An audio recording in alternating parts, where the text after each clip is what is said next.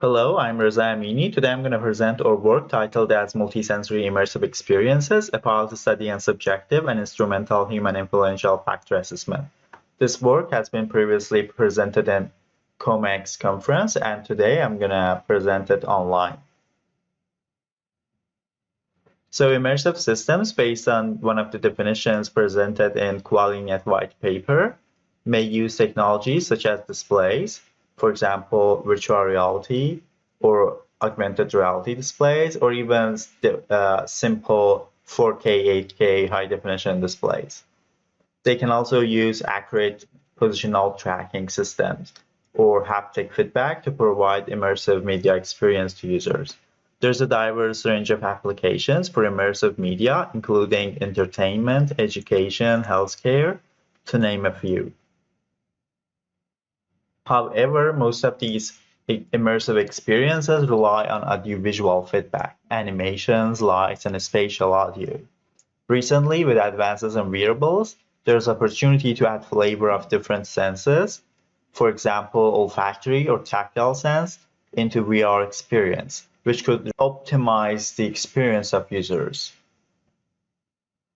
So in general, the success of new multisensory immersive applications rely on the experience that they provide to the user and not the technology they use. As you can see in the image, two individuals can use the same VR headset, play the same game in the same location, and have the same goals. The two individuals can have very different experience with varying perceptions. So overall, the system that these individuals use, the headset, the contacts, the environment, or the game they are interacting with, and the human themselves are important factors influencing this quality of experience, and the pleasantness of the perception is relative to each individual. So to measure this quality of experience, majorly there's two ways. First is subjective approach using questionnaires or interviews after experiment.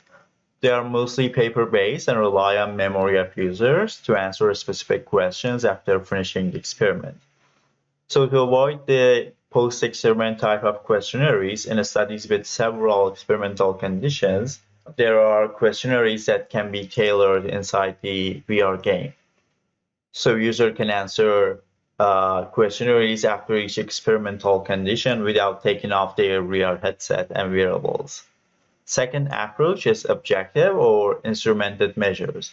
For example, analyzing brain signals or monitoring underlying modulations in heart rate or even eye tracking.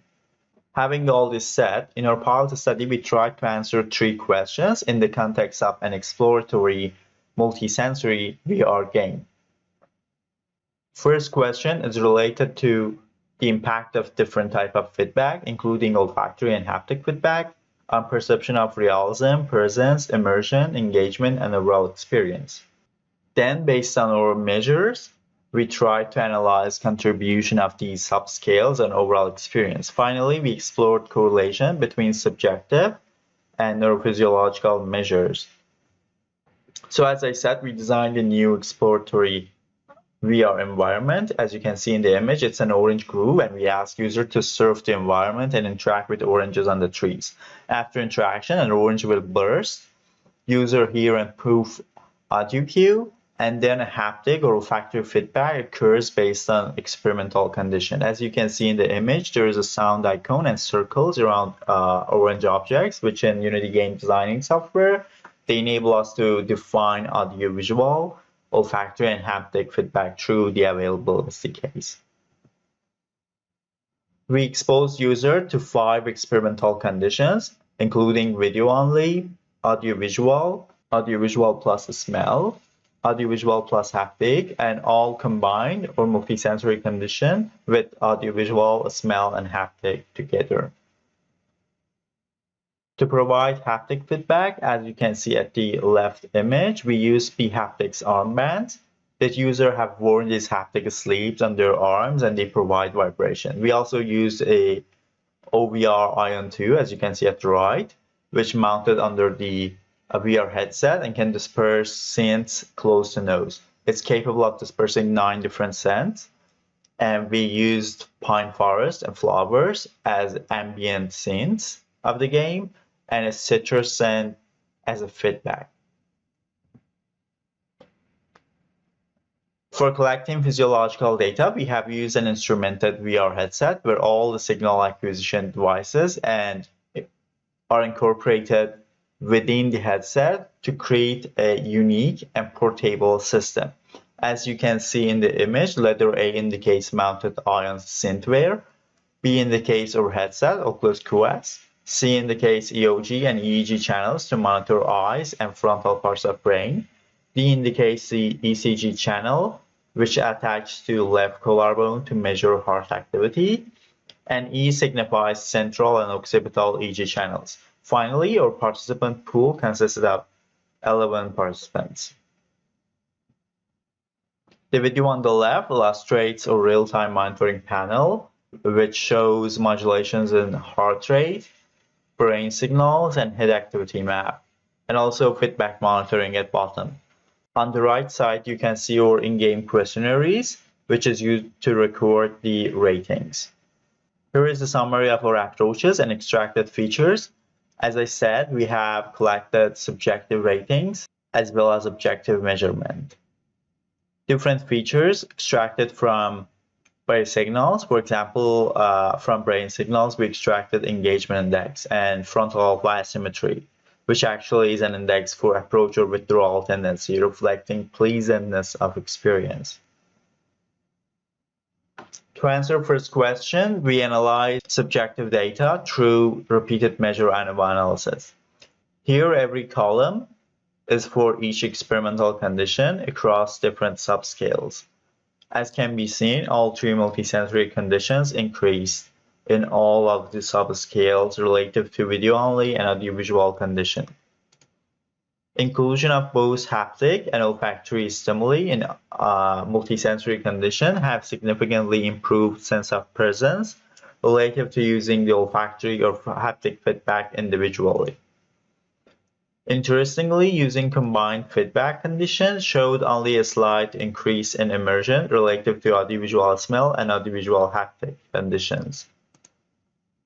Lastly, comparing only haptic versus olfactory feedback, the audiovisual haptic condition resulted in increased sense of presence, overall experience, and more importantly, engagement relative to audiovisual smell, thus suggesting greater impact of haptic feedback on these scales.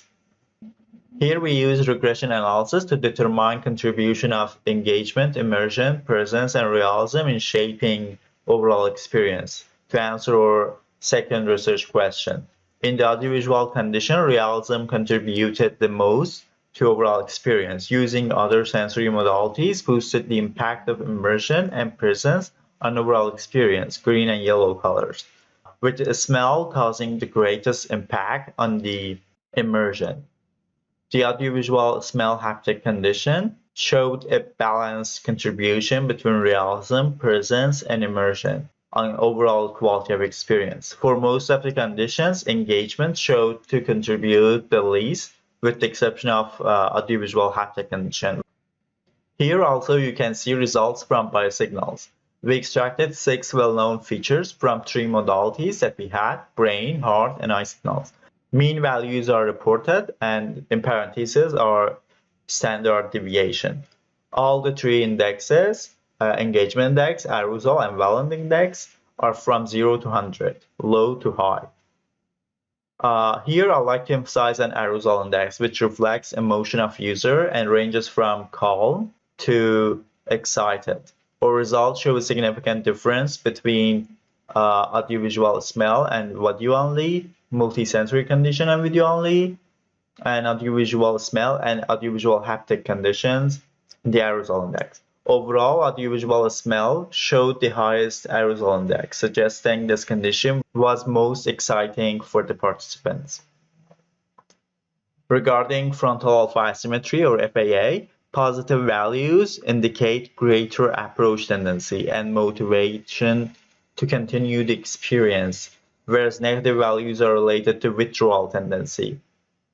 FAA results show an increased trend as more modalities were added, thus suggesting a greater desire to continue playing and increased motivation and enjoyment in users. Using Pearson correlation, we found significant relationship between engagement and theta power band in audiovisual condition. Moreover, a correlation between realism with delta and realism with gamma power band observed. In audiovisual smell conditions, significant correlation between presence with theta power band and engagement index with realism were observed. This is an important finding as realism played the second strongest role in quality of experience for the audiovisual smell condition, thus suggesting the potential of the engagement index parameter for instrumental multisensory quality of experience measurement. However, although findings were aligned with previously reported papers, we acknowledge several limitations. Firstly, number of participants were limited. We also had to have a time interval between participants to clean devices and make sure safety steps were taken to minimize COVID-19 risks. Due to the limited sample size, we couldn't address gender or age-specific effects, which could be present in multisensory experiments.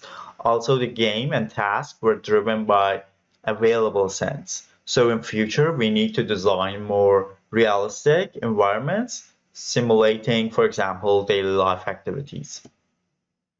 So to conclude this presentation, we managed to characterize quality of experience using both subjective and objective measures. Importantly, our subjective results showed impact of olfactory feedback and immersion, and impact of haptic feedback on presence and engagement. These findings also supported by biosignals, more importantly by arousal index that showed excitement by adding olfactory feedback, and positive values of frontal asymmetry in multisensory conditions, which indicated greater approach tendency and motivation in users. We also found engagement index derived from brain signals have a significant correlation with realism, making this index useful for future studies.